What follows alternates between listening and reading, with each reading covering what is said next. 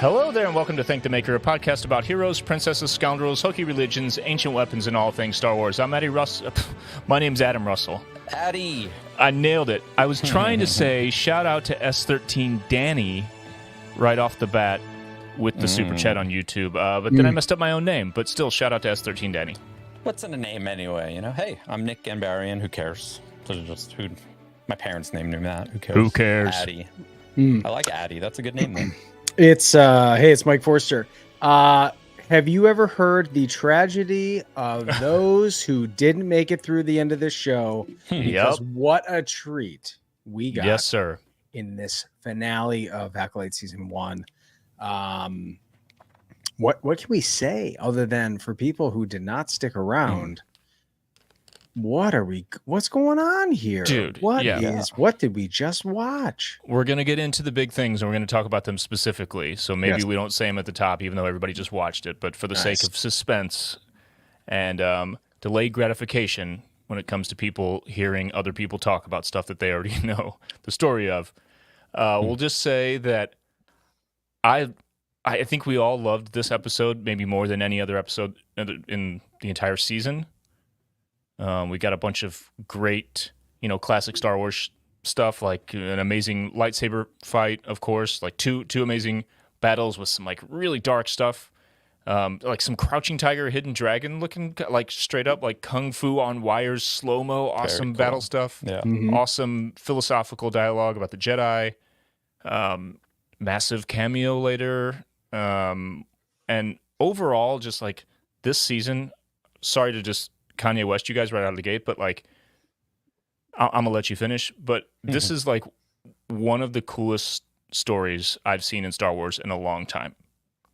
People have their opinions about like the dialogue, the acting, where this sits in, compared to other Star Wars things. We talked about it right before this, but the story overall, I think it's like unquestionable, at least with those of us who are invested. It's like something, it's done in a way that we really haven't seen in Star Wars. We get nonlinear storytelling, fully nonlinear storytelling that we haven't ever had. Great mystery, great plot twists, role reversals in characters, good people doing terrible things, quote, bad people speaking like legit truth that you can't really deny in a lot of situations, and complete moral ambiguity in the story in a way that like doesn't leave you feeling gross like some things kind of do. You think about other more like legit dramas outside of fantasy that do that. This is just like, to me, just like an actual anti-hero story via finally, for the first time ever in live action, a story about a dark side user at like the center of the story. Not just Anakin.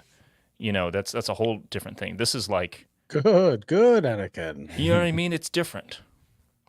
What do you guys think? Yeah, I mean, I think what was intriguing and what had people most excited for this show back in whenever they announced it and kind of described it was following the dark side. That's what Leslie described it as. So I think I could have used more of that, but I love this story. Like, that's what kept me around. I've said it numerous times on this show. It's like, and I'll say it off screen to other people who don't like new Star Wars. I'm like, I'm here for the story, execution. I'm always going to want, I wish I was watching The Sopranos or Godfather, like that's what I want Star Wars to be at this point, because that's where my tastes are. But I've been invested in Star Wars for decades, and the story is what matters. And a lot for me was like this finale, how this season wrapped up, and I'm hoping for season 2 now, how this wrapped up really would affect my opinion on the entire series. And I think that it was the best episode by a million. It felt more Star Wars than the rest of the series. So I think that I'm definitely feeling it. I love the story. I think every issue I might have had with the first 7 episodes wasn't noticeable in this episode, which makes me think that like the people who are making it are obviously more than capable. And I love the stuff that they set up for a potential season 2, which hopefully they get. I feel well. First of all, we got a super chat from Joe from NJ1, and the question that I think when we're going into an episode like this, that of course I think we have to challenge ourselves to go. We're now getting in. This is dark sided stuff, right? Do we feel like the tone of the show overall led us to this moment, right? It's almost like the first couple episodes were almost a little too lofty for how serious this show got. And I think as that's probably my biggest criticism of the show. And when I say that, it actually just highlights how amazing some of these individual episodes were. In regards to like, I mean, I think that episode right there is like I'm like top 10 Star Wars show episodes in regards to not just what we saw in it, but the lightsaber fights, Mm-hmm. I mean, just the heaviness of soul, and understanding that Ernesto Rowe is basically the senator kind of calling out what everyone has complained about the Jedi. I mean, this is a very complicated Star Wars story that I think a lot of people focused on the wrong thing. Do we need a season two at this point? I would be shocked if they don't go with it, but knowing Disney having a hard time making seemingly very easy decisions, I don't know if we're going to get it still because I just don't. It'd be very interesting to see what the numbers do now that a very vocal part of the internet now seems to be back on board because we got what we have. And we're going to talk about that later. But it is overwhelmingly, from my first reactions, perusing my usual fly around the internet, quite happy with that episode. So I don't know. I thought it was pretty amazing. Yeah, it gave us a lot of things that, and I can't remember if we said this right before or after we hit record, but gave us so many things that so many people have been asking for. Just number one, like the subject matter, the character focus, like all new characters except for the final cameo to the layperson, anyone who's not a reader. Totally different tone, totally different era, different directing style, different editing style, all of it. It's giving everyone everything they want. And then all the deep cuts from Legends and pulling, honestly, deep cuts from like every era of Star Wars, not in universe, but, in, the past 45 years. It's stuff that, like, there was something that happened that I was like, oh my God, people have been waiting decades for this. And I realized, oh no, that just got introduced less than 10 years ago, but that was piggybacking on something that does go back 30 years. Right. So it's like the layers, it's just all there. People just have to give it a chance. And that's a weird thing to say about entertainment, but yeah, just go try to have fun. Enjoy the cool stuff. But it's true. I think for when we're looking at this, I still feel, at least in how I've seen this, is that Disney does continue to have a problem. And I don't know if this is like a Lucasfilm thing, but like some of the episodes do seem like there were too many cooks in the kitchen. And what I mean by that is the editing style. I think we've all been in production long enough to know that some of these decisions we talked about a little bit on the last episode, was that sometimes you're making business decisions for this creative artwork that is a single episode of a show, right? And so I almost thought in some ways we were going to get that real hard black cliffhanger of them standing looking in the sunset. I was like, oh, that's how they ended it. And then boom, we get this like crazy cameo at the end. I'm like, all right, now that's how you do it. So I think a lot of this is I think what creatives should look at this show and go, this show, I agree with you, Adam, took massive swings, relying on barely anything to get people out there, because Leslie does not want to ruin the story that she's trying to tell, and waited until the very end to go, yeah, a lot of you have been speculating. A lot of you think that I'm not, gutsy enough to be able to introduce a character as important as this one. And she was like, no problem. Here you go. Yeah. Here you go. And I'll give you all the fun, campy stuff and just watch the murder happen. Watch the death count go up. And she said in one interview, as she was like putting together that fight scene in episode 5, I guess, that as I don't know if it was as she was writing or as she was directing, cutting together the rough, where it was in the process. But basically, she was just waiting for Disney to say, let's dial it back. And she said, screw it, let's just keep going harder, you know? So it's all there. It's all there. And kids who are growing up on this are gonna love it later. Just like the prequels, just like everything before it, you know? Yep. All right, let's get into an overview a little bit. I'm gonna try really hard not to do a full recap, but there's a bunch of stuff to talk about. Right. So I'll just I'll start with the opening thing. We open exactly where we left off last episode with Osha in the helmet. And I only want to bring this up because something really sick happens. Chimera tries to take the helmet off her. He can't. His eyes go black. He goes into one of those vision states like the witches did 16 years ago. He finally gets it off her, but like that's the first like full revelation of her power, right? I guess that's what convinces him. Would you guys say? I didn't think of it that way. I just thought it was her tapping into what her powers were before she was trained as a Jedi, you know, like she's midichlorian, we know from the test off the roof or off the charts, I should say. Right. So she then, once she left the coven, went and got trained as a Jedi. So I saw this as her being in this like sensory deprivation helmet, which they've referred to it as sort of, and her going back to a very dark memory and turning him. So like turning him into that black-eyed, you know, whatever you want to call it, that her mother did in episode 3. So yeah, that was really cool. I felt like that was foreshadowing of later in the episode where she was tapping into darkness.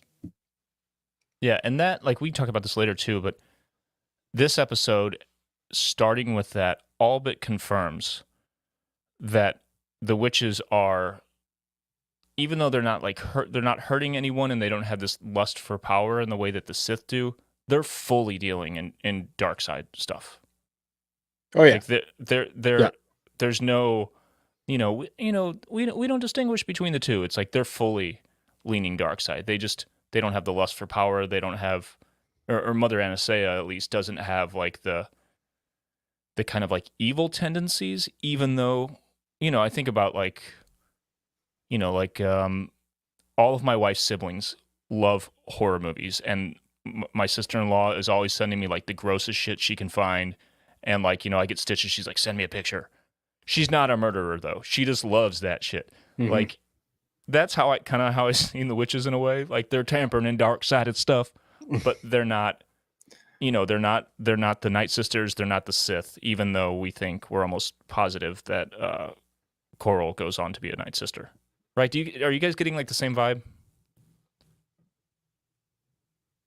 Nick, yes. muted. Mike? Yeah. No, I was waiting for Mike to talk. No, I'm sorry. Yep. It's okay. I think the interesting part of the revelation of this episode, of course, is that the long, kind of the long question that we've asked in Star Wars, especially because, of course, the twins were created. Now everyone's like, well, what's the point of Anakin? And Leslie Helen like does this great interview that's like they're not more powerful than Anakin, but it's letting you know that this vergence, that that and Soul kind of explains it. We'll get into it a little bit, but for her to be able to tap into that power does kind of illuminate what she is, which is something that even Chimera, who we still haven't been fully, who's trying to maybe convince himself that he's Sith, realizes that he's not that powerful. And this could explain why the Mun we saw later is going, what if I got rid of this guy and maybe focused on this other one, which is the Sith, kind of the Sith move, right? Is always like, I want someone more powerful. I want someone that I can focus on. And so I think this was very interesting. It's very cool that we saw it in that way, because I think Chimera was, in that regards, kind of just all of a sudden was like, I think I might be the apprentice and she might be the master. So I thought that was pretty awesome. Yeah, that was sick. And then briefly mention the on Soul Ship where we left off there. In short, Great chase, by the way. Like great chase. Yeah, if VFX are amazing. I was like, this is sick. like that's the stuff that was left over from the trailer. But we've been seeing it, for a couple months. That chase, that would be like a key moment in a Mandalorian episode. Just that chase, Right? Like it was that good, and it was just kind of like something you could almost forget. But the whole point of it is May escapes with the help of Basil, Mm-hmm. which is like, he's kind of like the little comic relief, but even he knows Soul is up to some bullshit because he was going to fully shoot her, like blow up the ship, right? He had targeting computer on, everything. Right. That was a targeting computer. He wasn't trying to like rein her in, right? He was going to blow her up. That's what I took from it. And I think like Basil, think so. Basil in trying to figure out like, is she actually bad, or did he feel like she explained herself well enough to go, Soul, you're a Jedi, you're not supposed to do this? Is it Basil trying to keep the Jedi accountable? Is it Basil trying to go, whatever you're chasing, this will end badly for you and probably me too. Is this kind of like a self-preservation moment? So I thought it felt inconsistent in the moment, but then I was like, okay, this tracks. I get it. Yeah. I if nothing else, I think it was probably meant to show just how unequivocally wrong he was in this whole thing. Like he had gone so far in trying to do the right thing that he'd become evil in a way that even, this whatever you call him, badger looking ass dude in a jumpsuit, this little animal knows this guy's bad. He's doing bad things. Let's talk briefly about this conversation between Vernestra Rowe and Senator Rayencourt. So we had heard his name episodes ago. He's the one who is not so hip on the Jedi. He has a great little monologue that just reinforces this whole moral ambiguity thing and the idea of the Jedi not being who we were raised to believe that they are, going all the way back to 77. He says, I think the Jedi are a massive system of unchecked power posing as a religion. Sick burn. A delusional cult that claims to control the uncontrollable. And Vernestra says, we don't control the Force. He says, not the Force, your emotions. You project an image of goodness and restraint, but it's only a matter of time before one of you snaps. And when, not if, that happens, who will be strong enough to stop him? Well done. When you're looking up to heroes, you don't have to face what's right in front of you. Okay. Obviously, this dude he's not Nostradamusing this. He's just stating the obvious. That in 100 years, he doesn't know when this is going to happen, but he knows that something's eventually going to happen, and that thing happens to be 100 years from now, and it's called Anakin Skywalker. It is interesting, though, because he is saying all that, and we know more than he does. What is his inspiration? I'm not... You know what I'm saying? Like, there's nothing that he knows necessarily that's going on with the Jedi previous to this for him to have come to that conclusion. That I think is interesting. I think if you look at the High Republic, I think there's been enough flawed characters that have existed in of the Jedi Order of the Council that have had questionable. I want to say questionable moments where people could interpret them as a different way, right? You're certainly seeing it to a point where the Jedi at this point are maybe possibly questioning themselves. There's definitely a lot of like protocol. I mean, we saw it in Kiadamundi, was kind of, they're starting to look at each other. They're not united in the same way. But I think on his side of things, is it possible that we are ruling out, say, a Dark Lord's influence on weaker-minded politicians?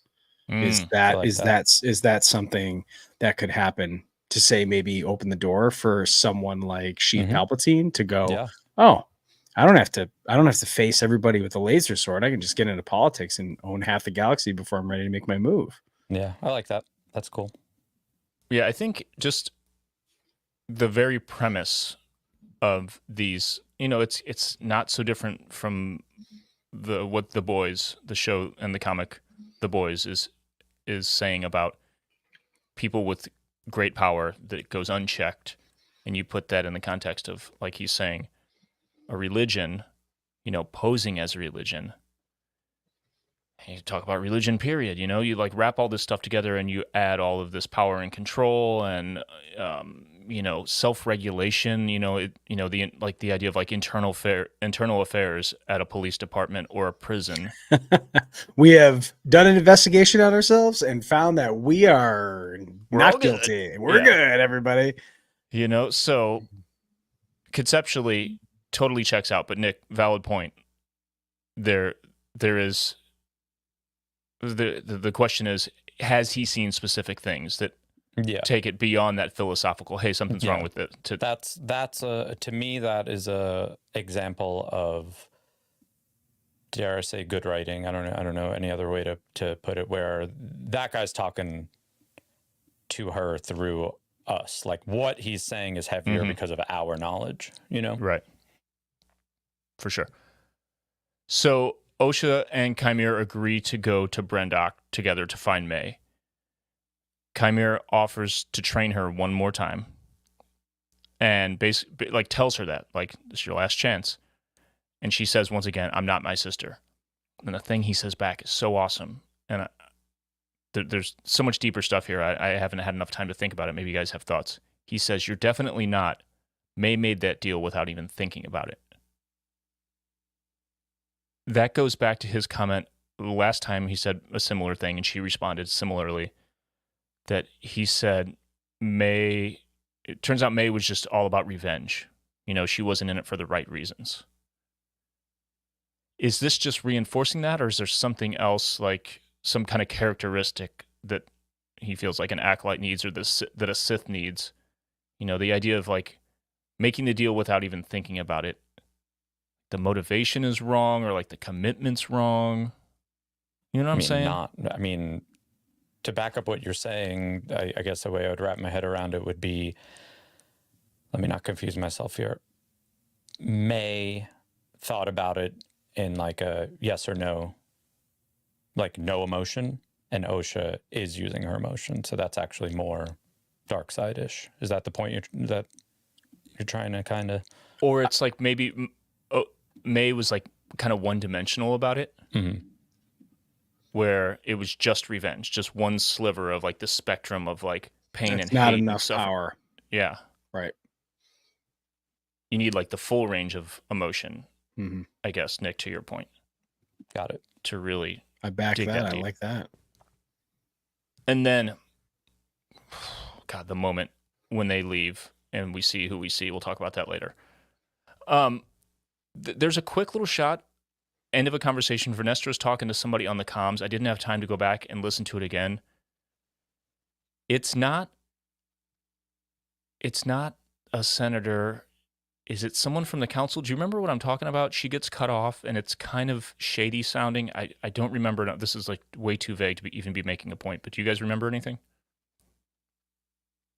I remember that scene, but I didn't see who she was talking to. Yeah. Was there a name on there? Was there a hollow? It wasn't a hollow. There was a comm that looked a lot like the old Death Star one with the two tubes with the angle cut. Yeah. Yep. I think it was just audio. Okay. But it didn't say who it was, right? I didn't see subtitles. Yeah. Okay. On the first watch. I'll have to go back and check. But it seems like that's a seed planted for something else. That's a something. Well, it's I think it's leading to her, like someone else knows. I don't want to say knows what she's up to, but certainly like she has communications that like this cover up is about to get a little bit stickier, Right. Yeah. All right, let's talk about what happens on Brendok. Chimera and Soul fight, right? Let's just cut right to that. Talk about like the episode 5 lightsaber battle was an all-timer. This one was shorter, didn't have as many slayings, but in some ways, like, as cool or cooler. Like, when they're locked up and they're coming across the bridge, it's the covered part of the bridge, and they slice through the wall of it. Very cool. So sick. Oh. Yeah. And then jump out the side, and that's when it goes into the slow-mo Crouching Tiger, Hidden Dragon thing. Followed by the slow-mo double kick. It's just like so beautiful and stylistic. And who did we find out recently this past week was the stunt coordinator on this? Also did something else big. I forget their name, but it was the Vader scene in Rogue One. There you go. Yeah. Yep. Sick. And I loved that the little details of when they get the blades, and it's like you can tell that Soul was doing everything in his power to keep his blade away from that cortosis, right? It's like he figured it out. And I've loved the real little detail, and I'm sure other people picked it up too, where his blade started to get closer to his helmet and the particles of the lightsaber started pulling towards the helmet. I was like, oh, yes, that's sick. I was like, I love that. And also, cutting the blade and just the whole like disconnecting to get the shorter, the short blades. I'm like, everything about this is it's thought of, and it wasn't like do a cool lightsaber battle. It was like the stunt coordinator crushed this stylistically. I loved this whole sequence. So much style. That's the thing. It's so, like every lightsaber battle going back to 1977 has had some kind of style infused in it by the stunt coordinator, and it was like a guy who did fencing and like pirate movie kind of stuff, and then that kind of graduates to a more like samurai influence kind of thing, and we get the amazing stuff we get in the prequels. But this, I think it's another level because there's like all this institutional knowledge now, and like institutional, like what would you call that? Like the way like design works, like graphic design, it's institutional knowledge, but there's like artistic. Yeah. Interpretations of it. Yeah. And kind of going back to saying, like you can be inspired by a style or a scene, but like kind of flipping this or just evolving it a little bit. Right. I loved a couple of those little details of them on Brent, like coming through the hallway felt very Vader, Luke in the Dagobah cave. Like, yes, I saw a lot of parallels, and just the fact that Soul was, I almost kind of felt like Soul was like truly embracing his power in this episode. Yeah. After, and I don't know what that was. I don't know if that was like him. I don't know if it was like he had felt like he had gotten the relief of saying this is what happened. But that was still the one part that was like holding him back. But I'm like, man, there's like what an acted performance from I can't remember his name. It's Lee. I'm gonna Lee Jung-jae. Yes, incredible. Yeah, incredible work. I also feel like talking about Soul, like really like letting it all out finally. I agree, but I think that was the dark side coming out in him. He was unleashing a power that he maybe didn't know he had. With time you're asking, what do you do with yours? Yeah, exactly. Yeah, sure. There definitely was something in that scene that was in that like kind of courtyard thing where I think I was prepared for Soul to say something as like a major twist, like a dark sidey twist. So I feel like it was nudging in that direction. Because if you felt it, I definitely felt it. It was definitely potentially nudging in that direction. But I really love where all of that went. I was also waiting for Osha to like choke him within an inch of his life and then open her hand, and she didn't. I was like, thank goodness, that's good. Commit to the bit. So before Osha and May show up, they're back in their room.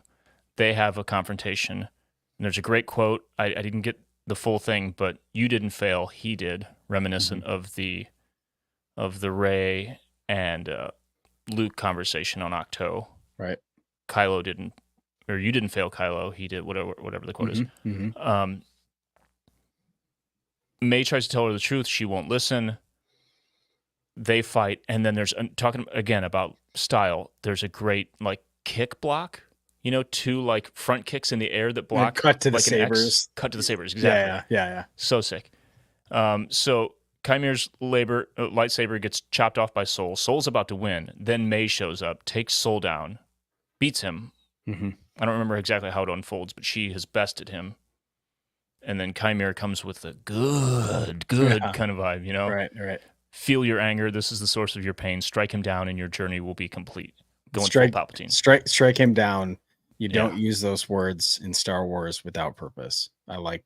Yes. This was a little foreshadowing that. I'm sure the writers were like, "Oh, let the podcasters talk about this one." Yeah.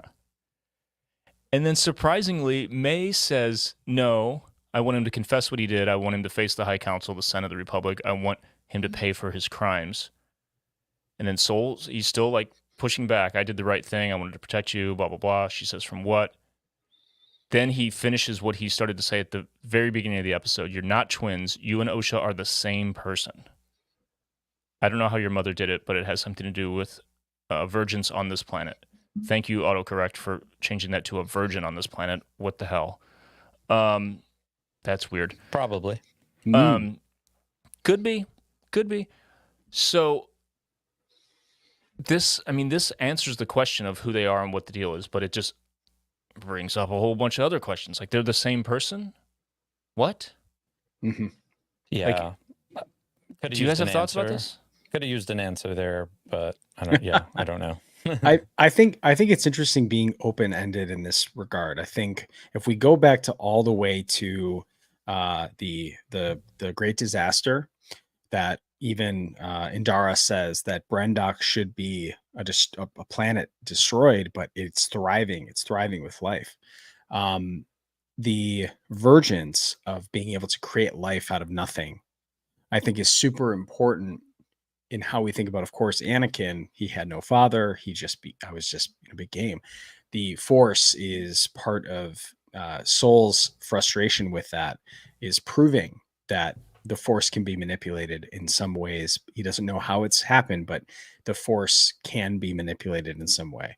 And I think that this is an important thing for us to be able to kind of continue to stretch our minds and our philosophies of what the Force can do, especially if it's being tampered with by dark side stuff or by people who only look at the Force as this, like, it sits right in the middle. It's perfectly balanced, right?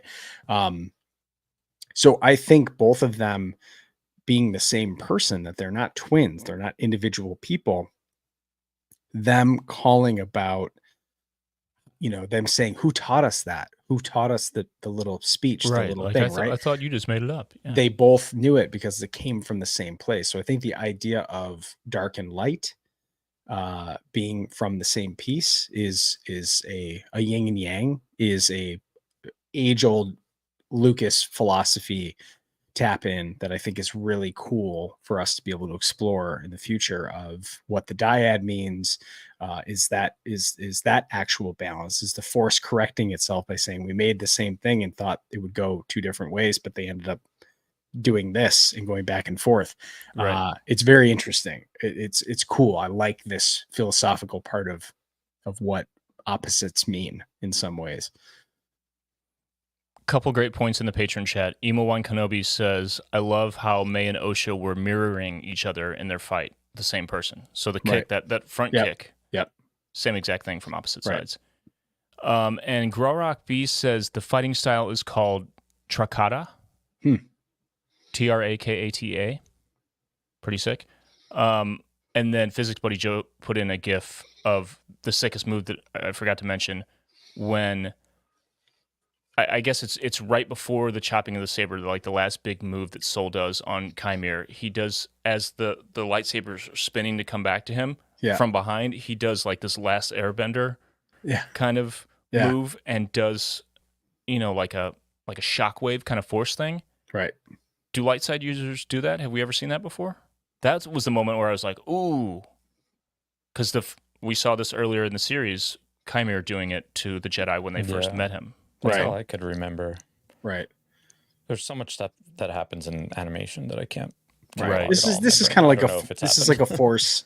This is like a force push. Yeah. I think we've seen this. The Jedi have force pushed people out of the way to escape something from falling on them. I mean, we've seen that level of manipulation before. I think that, but again, I mean, we know that soul, when he taps into that energy, has some power to him, probably in the balance between his soul, truly in the light side, or do people get stronger because they're able to tap into the emotions of both sides of the spectrum? So I could see that. Absolutely. Dude, and I just keep watching this GIF over and over. It's kind of an overhead shot. The way that the leaves and everything blow out with the shockwave, either this is really great VFX, or they did a practical effect with a pile of leaves and a giant air blower or something. It looks so good. They spent some money on these effects. Did you notice? They did. I don't know if you mentioned it. You know what? People have been, all the neckbeards and bots are complaining about $180 million for this series. I feel like $150 million of it was this episode. I'm just kidding.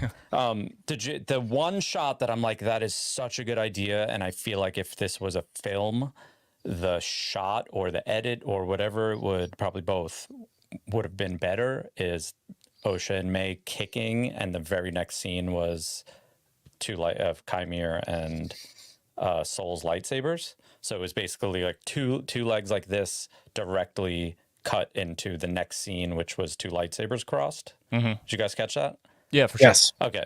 I felt like that's like 10 out of 10 great idea, but I feel like just like maybe a different shot or different edit, something like J.J. Abrams would have crushed it, like such a good idea, a good idea. But I'm like, oh, it's like almost there. That's just me nitpicking. Really cool moment. It's TV. Yeah, exactly. TV budget, TV timeline. God, it was sick though. All right. So we're back at May in this confrontation. Soul confesses to everything. Osha comes out, confirms it. He tries to tell her, he tries to like give her his side, basically. May says, you killed her, you killed our mother. Soul, yes, I did, blah, blah, blah. Osha starts force choking Soul.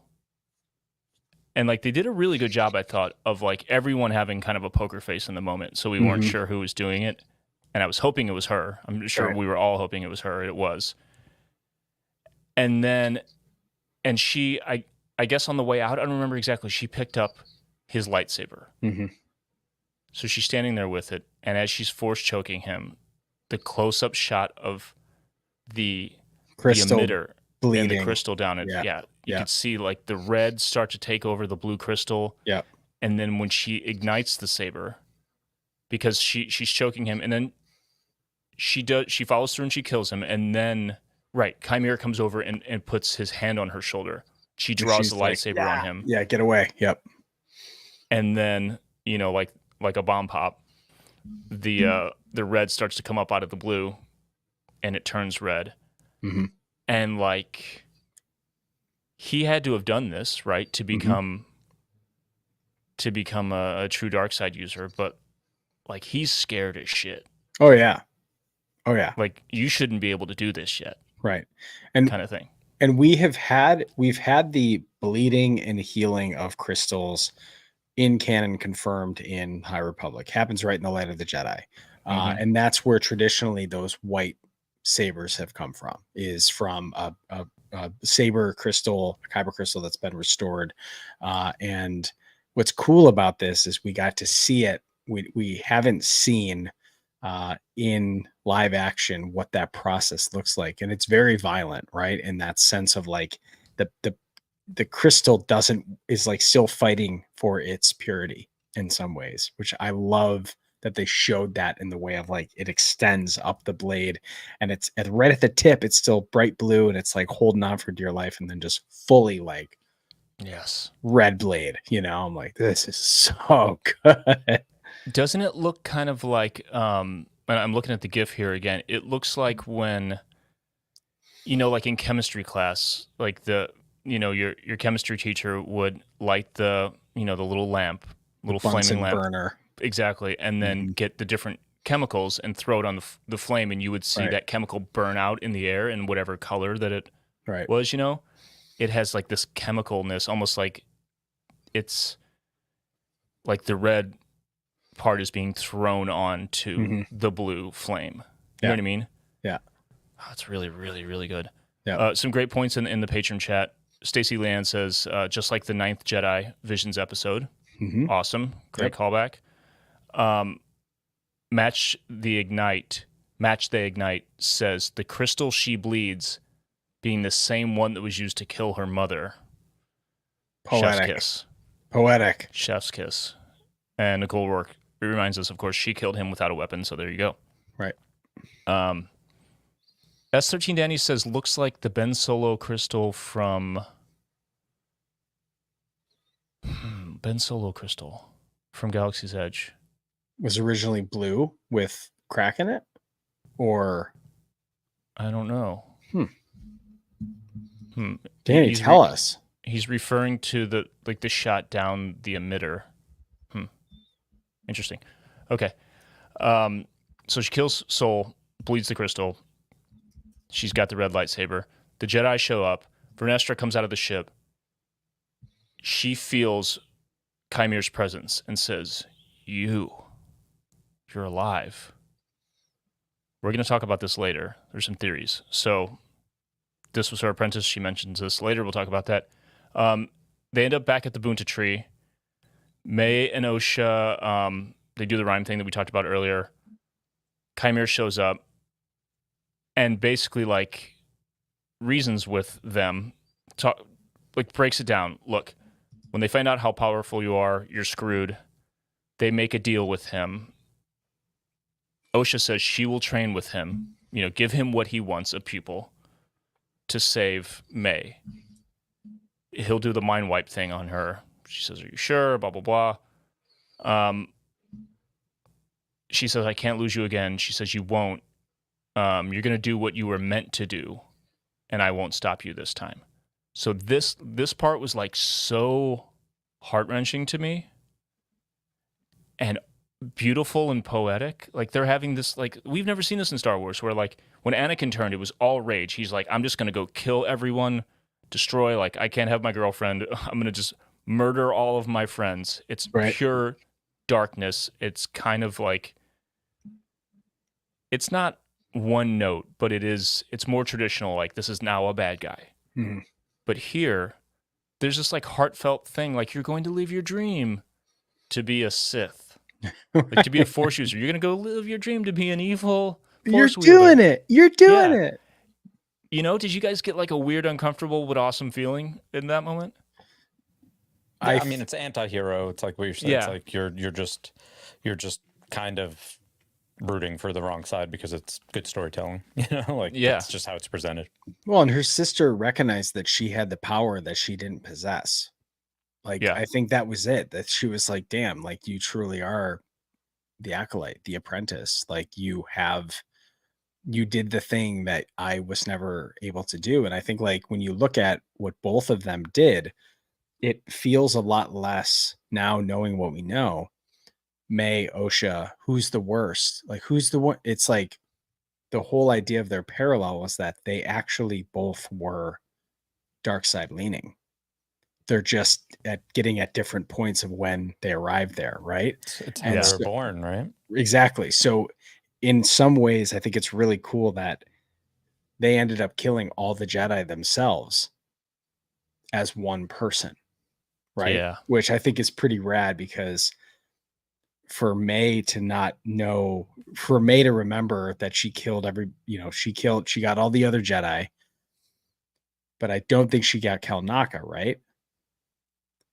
I think Chimere did. Yeah, right. Chimere. So I just think it's kind of I don't know. I think it's a very cool idea that the chapter of this was closed by Mayosha. Yeah. Good clarification by Jason Chiodo in the chat. The Galaxy's Edge crystal, the new one, the new version of the Ben Solo one. It has red in the inside. Yeah, transparent blue with red inside. Yeah. Okay. Pretty sick. Pretty sick. So wipes the memory, and then we go to Coruscant. Oh, there was also a moment we didn't mention where Vernestra finds Soul's body, and it's almost like like a Force version of what happens in The Creator. You guys saw The Creator? Yep. How you can like plug into plug a human into a one of the robots and get like their if their brain's still warm, basically get like their last like minute of consciousness, right, to see what really happened. She kind of does that with Soul, but she sees everything that happened. He basically confesses from the grave what happened. She Kymir's watching her. She looks up. He's gone. They didn't follow that up. I thought they were going to. Whatever. Season 2. Back on Coruscant. So May's arrested, brought to Coruscant. Her memory's wiped. Interesting. The pip droid is there too, who saw everything, and they make a point to show that they have the pip droid. Yep. Vernestra asks May, "What do you remember?" She says, because she says, "Do you know why you're here?" "Yeah, apparently I killed some people, blah, blah, blah." May says, "Fire. It destroyed my home. I'm seeing a man. He killed my mother, so I run away. There's someone that I need to tell, but I can't find her." So Vernestra realizes she doesn't remember anything. She doesn't remember anything about the past 16 years. She's back to when she was 8 years old. She then tells her about Soul. And again, this like beautiful moral ambiguity. Yeah. And then she just does him dirty at the end. Yeah. She's like, he was a kind, brilliant, compassionate man, and he did a terrible thing. And she elaborates on it, but that's the point. Good person, went bad. It kind of reminded me of when Commissioner Gordon tells Gotham, "Oh yes, Batman is responsible for killing Harvey Dent, because they don't want to see him as what actually happened, what he turned into, right?" And so I think on Vernestra's side, she's kind of using this as being like, this is your ultimate sacrifice, is that I will say what, I will speak, I have to trash your name to be able to kind of continue to cover this up, right? So this is like, it is turning into this murder mystery that's getting deeper and deeper, because she's trying to continue to close up these loose ends that will not close. Yeah. I think it's super cool. Great pull with the Harvey Dent thing. That's great. That was a brutal moment too. Damn. And you'll never have to. So then she goes on to tell the Senate committee, right? This is the Senate committee she's talking to that are gathered from Senator, what's his name? Yeah, he mentioned it earlier on in the episode. It's the independent review thing, right? Or it leads to it. So she talks about Soul, blames it all on him, says he killed all the other Jedi, says he committed suicide. No mention of Chimere, no mention of the twins. Like, they have their one suspect from their down low unofficial murder investigation. Just fully doubles down, commits to the cover-up. And then Senator says the review of the Jedi must be held immediately. Who was this person? Actually, hold on, no. Does mention Chimere. I don't remember how they get to it, but she says a pupil of mine before he turned to evil. Great pull. But she said, does she say that he was killed? How does she spin that? I don't believe so. I don't remember saying I don't think she does. I think she said a former pupil of mine who turned to the dark side. Before he turned to evil. And then the final shot of Chimere and Osha on the island. Osha's holding the lightsaber. Chimera reaches down, grabs her hand. They're holding hands together. Oshamir, I ship it. I'm on board. Yeah, that's cool. Love in the darkness. Actually, I'll wait until we're going to wrap it up with questions, right? Like, Yeah. okay. But And then the final scene, Vernestra, we go back to Coruscant. Vernestra opens a door, walks in. She says, sorry to disturb you, Master. We need to talk. Camera tilts down, and it's Yoda, back of his head. And it's the puppet, right? You guys see it looked puppetish to you? That didn't look like CG. Yeah. that's what I got. Yep. Roll credits, end of season. Sure. Goosebumps. But the one part we did leave off is that as Chimera and May leave together, a very familiar, iconic silhouette of a character that's not been on screen yet. Yep. Only in books and comics. Darth Plagueis the Wise. So at this point, the internet is like, there is no question about it. The Mun species that are kind of the long face, and they almost look like they're not exactly the traditional alien face. We see a couple of species in Star Wars that kind of look like it. Like the Greys. They're not Duros. Yeah. They kind of look like Duros. And for people who are like, what's a Duros? Cad Bane. But they kind of have a similar look. They have this long, kind of elongated face. And of course, the yellow Sith eyes, right? So, and it's just the creepy hands and everything. So this is the part that I think we didn't really get at is that Chimera knows that Plagueis is there.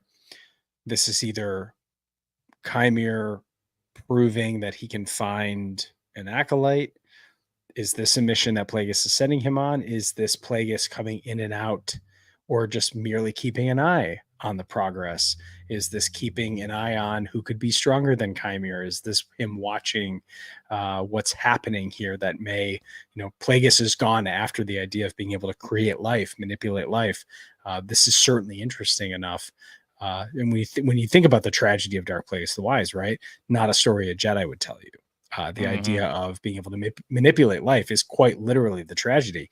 And of course, him realizing he couldn't save his own, right? Being betrayed by Palpatine kind of seems like it's playing out right here. Yeah. Right. Like, is this the initial inspiration?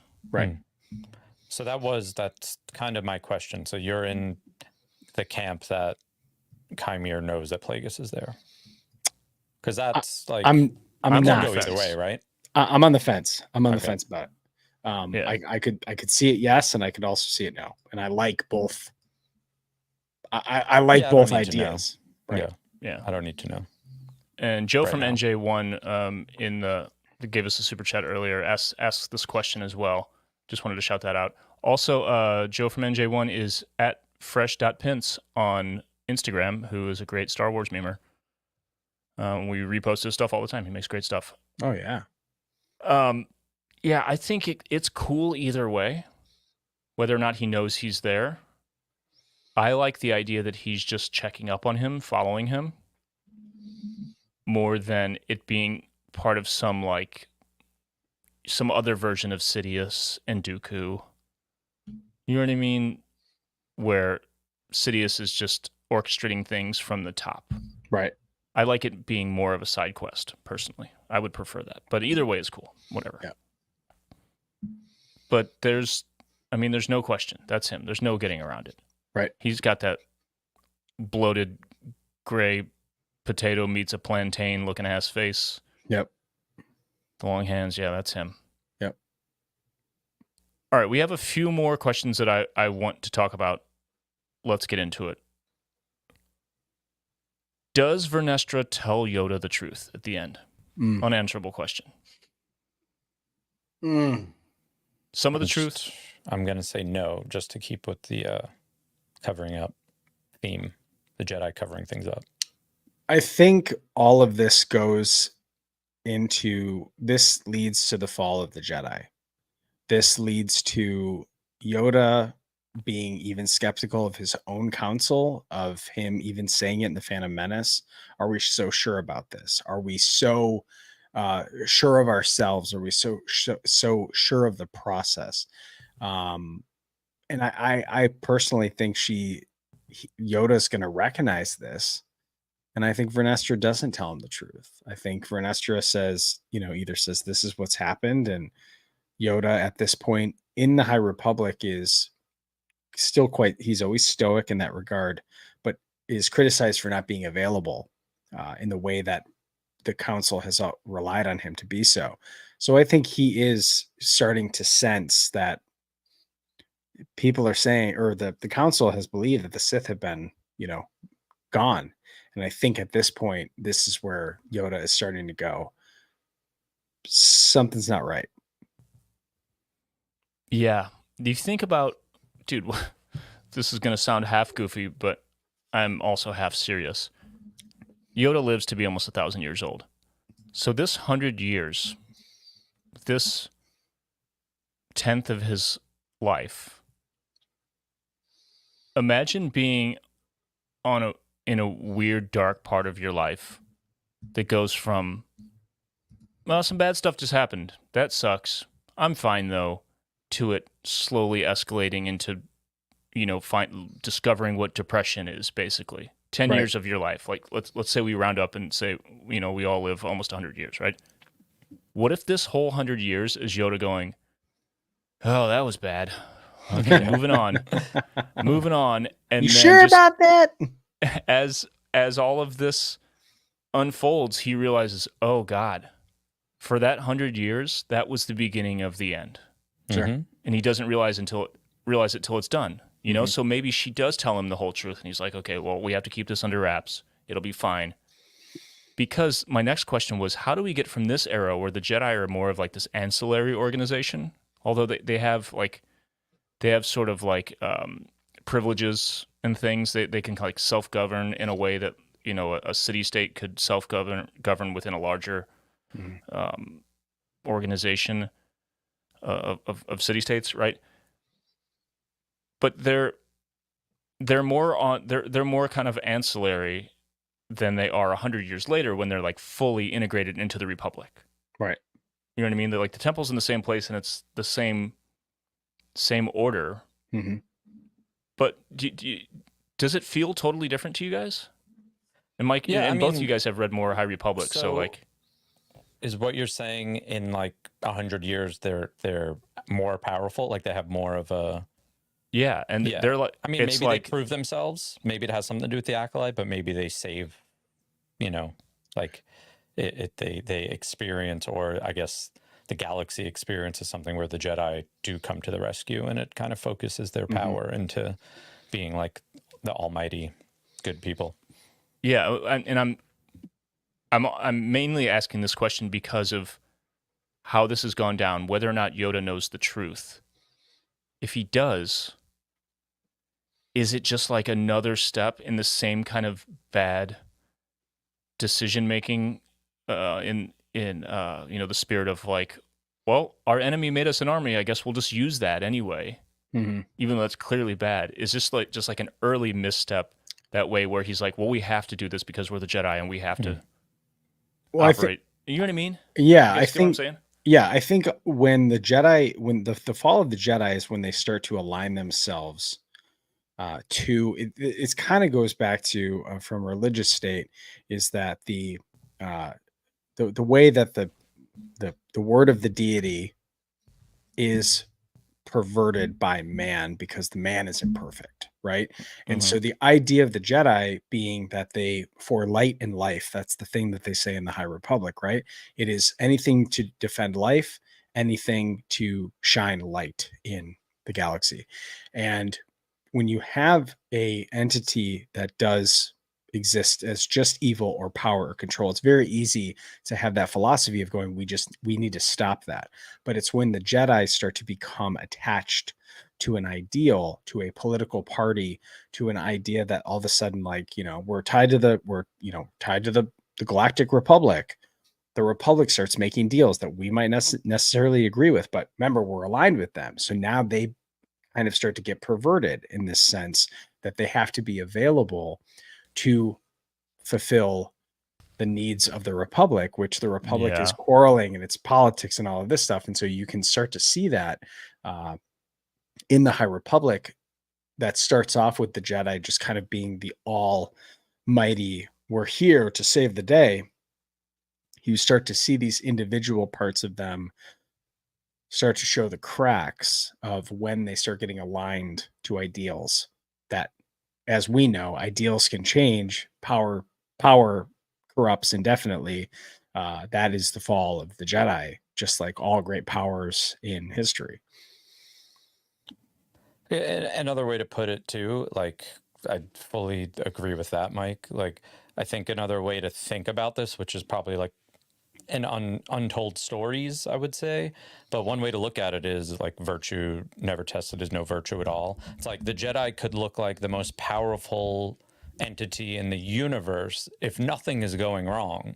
You know, like there's thousands upon thousands of Jedi who never need to get into lightsaber battles, you know, and then when they finally do, they kind of get mowed down, you know, like Right. it's just that kind of thing where they are this entity in the galaxy that is for light and life and protection, but nothing's really going wrong, you know, like the beginning of the High Republic era shows that there is you know, evil out there, but it's not necessarily Sith as far as I've read. So once there starts to be issues, you start to see the cracks and then them covering up the cracks, you know? So that's kind of, to me, an overall overarching like idea for this era that's obviously untold the next 100 years, but I could see that being the kind of mission statement if we were to write the next 100 years of comics and novels and TV shows. All right, last question. Chimere is a former pupil of Vernestra. This isn't really a question. It's a point of discussion. Who was he? What was his name? We don't know. Or maybe we do. Was he, quite possibly, you guys have probably seen the rumors, Imri Cantaros Mm-hmm. from the High Republic, Vernestra's old Padawan who was thought dead, then she reunites with him later, looks totally different. Could it be him? I think that would be a cool little Easter egg. They never, Vernestra goes back to find Imri after, I think that was the fault. I think that line is Starlight Beacon, right? Where it crashes or gets destroyed by the Nihil. He's involved in that, yeah. Yeah. So that would be pretty cool. It wouldn't explain why. I mean, I think the theory of the whip, the light whip and the slashes on his back makes sense. But I think she looks at him and goes, "It's you, you're alive." Doesn't I mean, and this could have been written purposefully like this, but there wasn't a confusion. There was an immediate jump to like anger. I think if it was her former disciple, I'm sorry, here, if it was her former Padawan, I think she would have had a little bit more empathy, possibly, or confusion or something in there. I think if it being Imri would have been maybe a little bit too emotionally charged. This seemed like she thought that maybe her whip had killed him or knocked him off a cliff or whatever happened. Maybe she's covering something up, you know? I think that's obvious at this point that she knows something happened. That would be a great Easter egg. That would be a very cool story to explore. Yeah, I forgot about the slashes on the back. Mm-hmm. If it is him, there's a huge gap that we know nothing about, and the fact that he doesn't look like him, you know, we're talking about like a blonde white kid, you know, at least in comics. Right. And the High Republic, they've changed A little bit. I mean, Vernestra's been drawn. They're drawn by different artists. They kind of have their own interpretation. There is a great the art of the High Republic, Abrams book that I encourage everyone to pick up. It's very cool if you like that concept art and all of that. But I think for him to be her Padawan, whatever the story is of if he was seduced by the dark side, whatever that process was, I don't think it's someone that she intended to ever see again. And so Right. if that's, I think it's kind of showing that Vernestra, definitely has skeletons and possibly beyond just soul and them checking for virginces, there might be something deeper that's connected to this too. And I do think that there's too much connected to the Knights of Ren. I think there's way too many things. I know that Leslie was like, we can't really talk about that right now. So that's where it's leaning for me. This is a Asajj Ventress. This is not a Sith. This is a dark side user. Mm-hmm. There's a lot of story in here. I think that's where it's going. It makes sense to me, but I think we're going to get it in a cool way. That's not going to necessarily just say, oh, we're going to take the stranger, wipe him out just for the sake of it. I think we're going to see that separation of Sith, dark side user, thrown to the side, still powerful. What could that be? And the fact that she says pupil, not Padawan, right. Maybe she's saying that just because she's talking to lay people. Right. But there is a distinction between a pupil who maybe, going back to those training sessions that we see them do a few times in the earlier episodes, those are all pupils of whatever Jedi Master is doing. Padawan has to be named, right? Padawan right. has to be named, taken on by a master, or else they're just a pupil. Yeah. Yeah. So it could be anyone. Right. Actual last question. Sorry. Oh, here we go. We talked about this briefly before. Mike, you mentioned something about a dyad of locations. Mm-hmm. Is there a connection between this island and Ahch-To through the hole where Rey sees her reflection? Is this the dark side equivalent of Ahch-To? Is this, some kind of like new, beyond what was in Legends, true origin of the Sith? This place. I would love that, but there wasn't even like a hint besides visually what it looked like. Yeah. Leslie, explain it to us. I like this callback specifically in that they are when Rey has those repeating visions, right? These are not twins. This is the same person, just different entities, right? Because then over time, she breaks with them doing the same pattern over and over again, right? Yeah. And she separates from the rest of them that are still doing the same motion. So I think the style of the design of the Irish island, very specifically, or Scottish island, I can't remember what the isle it is, but I think Ireland. It is Ireland. Yeah.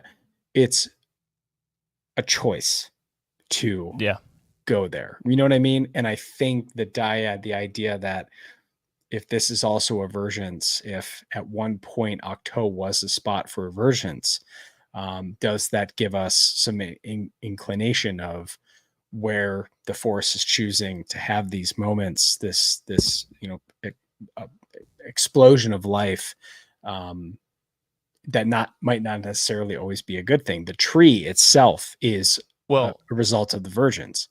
But now we're crossing the streams a little bit. You're talking about Brendok, and Stacey Leanne posted a pair of images of Brendok and Ahch-To. Mm-hmm.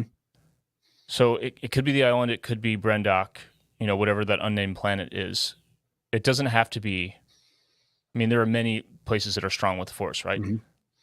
When the witches are doing the ceremony, they're around a deep hole, a chasm. Mm-hmm. Right. But the island also has its qualities. It's got roots. It's got roots, and it goes down into the bottom. Yeah. So, yeah, I think it's on purpose. It's got to be, or at least the thought is there that the islands are too similar from a stylistic choice, in my opinion. I would love to know more eventually, but there's also this like world between worlds kind of theme that you could pull from the idea of there being these portals, so to speak, that like connect through connect the thread through space and time across the galaxy, across the universe. Right. I love it. All right, great show. I'm sorry to anyone who didn't enjoy it. Great show. Great finale. Probably, in my opinion, one of the best, if not the best, finales in terms of like ratio to the rest of the season. You know what I mean? Mm-hmm. So definitely. I hope, against all hope, that we get a season 2 and more. I think in a lot of aspects, it was so much better than the first 7. It's not necessarily about the story concluding or the season concluding. I felt like the music was more memorable. I felt like it was more cinematic, the way it was shot. Like, I feel like this was really like, oh, you guys can do what some people have issues with. You can do that, you know? Like, so that kind of struck me where I was like, where was this the whole time? You know, where I'm like, the things that annoyed me about the show a little bit, I'm like, oh, you're good. We're good. Just do this. Yeah. You know, They put a lot of eggs in the finale basket. Yeah. I did see also our friends over at Star Wars Explained got the Black Series. Toys are probably starting to roll out. Give me the Stranger. I need Chimere as a Black Series. Need it. I'm looking at.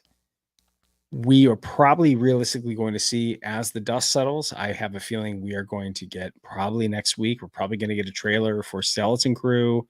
I think it's very quickly we are going to get a lot of like rewatch the iconic series moments in the series, and you kind of do that like recap to get people to like watch it one more time. I think the other thing is too is we're approaching the middle of the month for Disney Plus. And this is always a case where the executives are sitting there going, all right, how do we make it so people don't cancel it until December?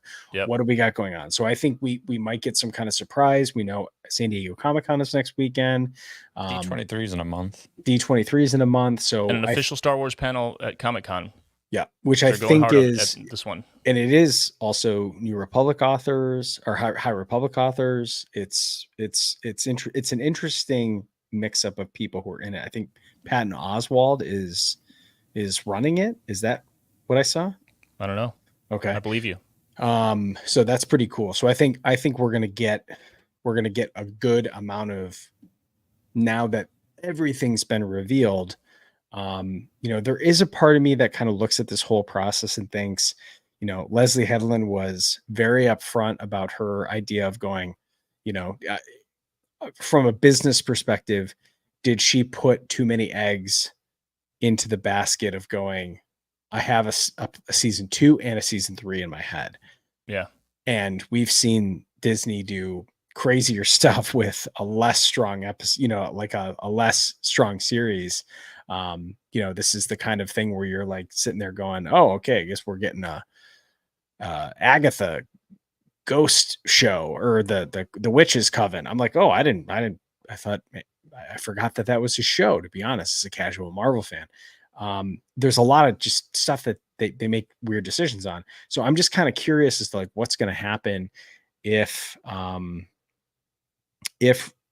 she might have put too many eggs in the season 2 and season 3 basket to say like, I've got to imagine, I hope that the numbers go up. I hope that they see it. I hope that the show makes it what it is, so that we get this story continue to be told.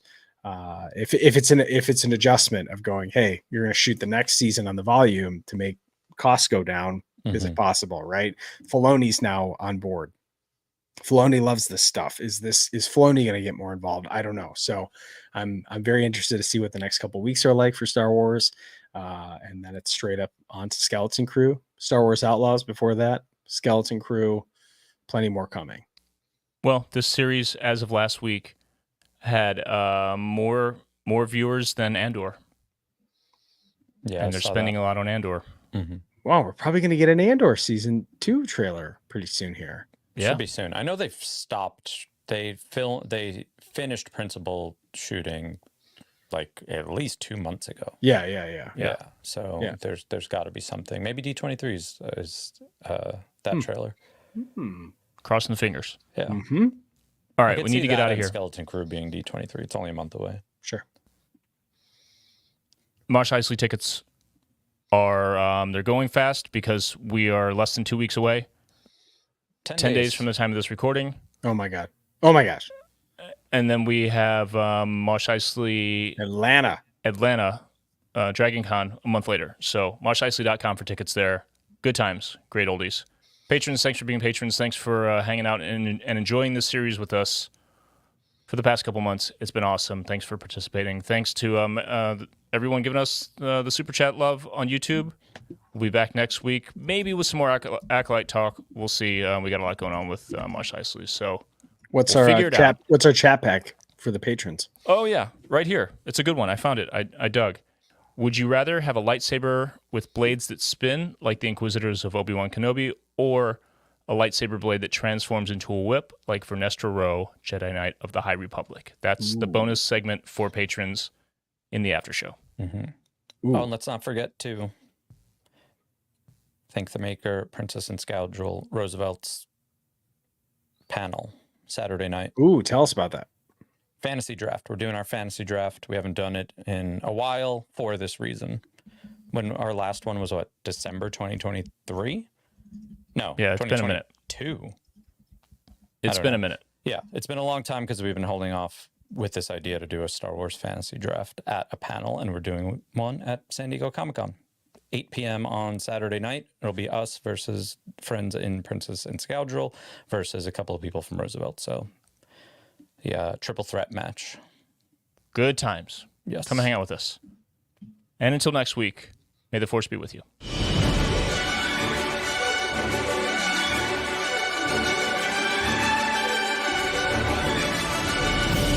If you enjoy Thank the Maker, you can support us by following and leaving a review on Apple Podcasts, Spotify, or wherever you listen.